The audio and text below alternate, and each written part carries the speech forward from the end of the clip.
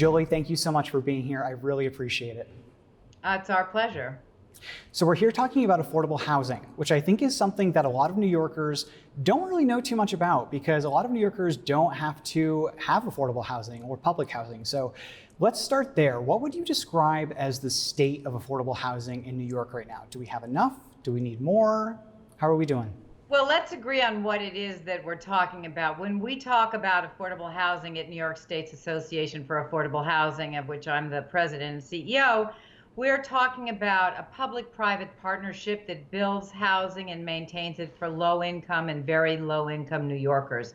So it's really a partnership. The money to build these buildings is a combination of tax credits provided by government entities and private debt, and it's a variety of sources, but residents all have to income qualify.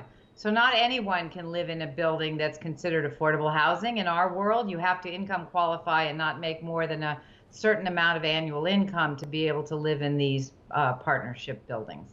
And can I interrupt you for just a second? Is affordable housing the same thing as public housing? What's the difference?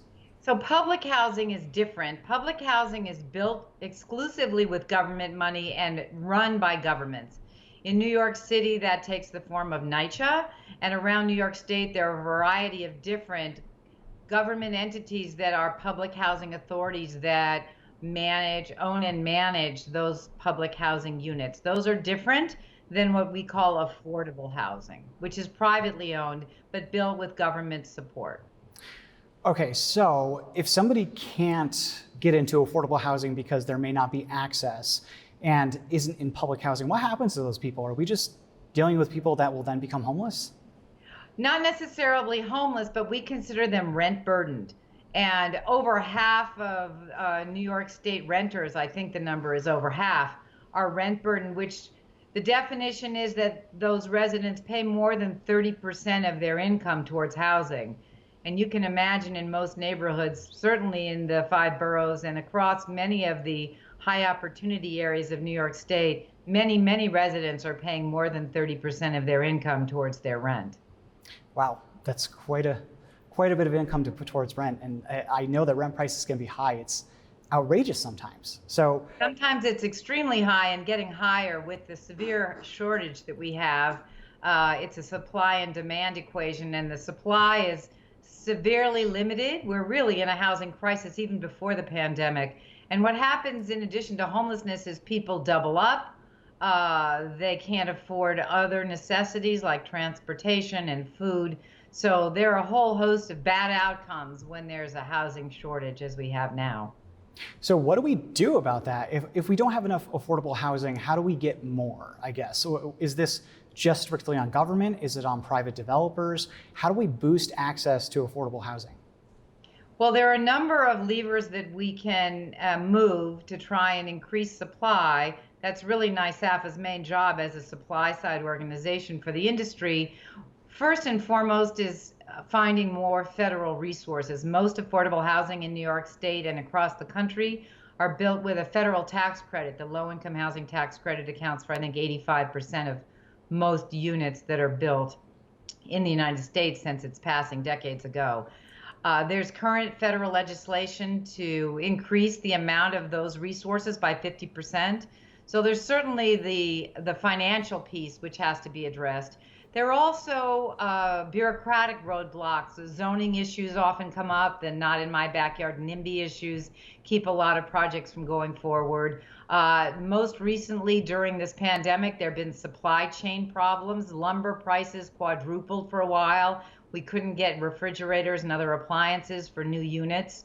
So I'd say first and foremost, it's a financing gap. But there are also other things that get in the way of being able to address this severe need. Now, can we fill that gap with public housing? I guess I'm just looking for solutions, because if we have these roadblocks that government can't necessarily get past, how do we do it? Is it just a sense of trying to make the case to the state that this needs to happen? Or is this about engaging with communities to make sure that we will be able to do this in these places? Well, it's all of the above. We can't build more public housing at the moment. There's a national law that does not allow for the construction of more public housing, because the way it was originally conceived, built by government and maintained by government. The federal government actually hasn't kept up the maintenance of many of those projects. That's why I think there's a multi-billion-dollar funding need in the case of NYCHA. And as we're trying our best to shore up the existing public housing units, but we're not building more public housing at this time, which means that these public-private partnerships have to step up and fill the need.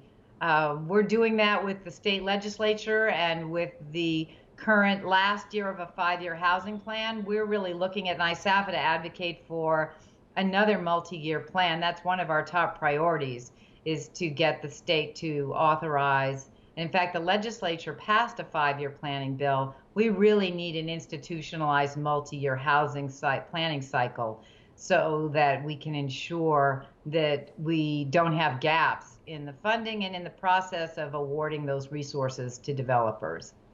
So if we get everybody on board, the developers, the government, that partnership, I wonder how infrastructure plays into this. Do we have the space, the places? Do we have enough that we can create this affordable housing to hopefully fill those gaps that we have right now?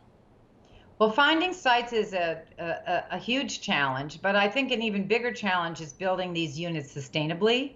So when you talk about infrastructure, we really need to move with the governor's climate law, CLCPA, and with New York City's Local Law 97. We're really looking at much more sustainable development. So we can't build the way we have. And part of that is the energy grid that supports all of these developments. So we have to work hand in hand with municipalities to make sure that the infrastructure exists on the ground to build enough units.